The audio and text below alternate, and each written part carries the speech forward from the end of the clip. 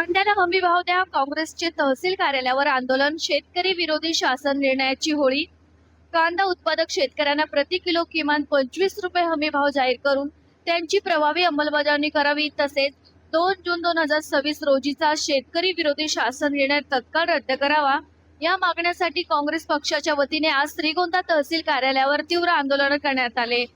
प्रदेश युवक काँग्रेस उपाध्यक्ष प्रशांत ओगले व जिल्हाध्यक्ष किरण पाटील यांच्या नेतृत्वाखाली शेतकरी व काँग्रेस कार्यकर्त्यांनी ट्रॅक्टर रॅली काढून शासनाविरोधात जोरदार घोषणाबाजी केली.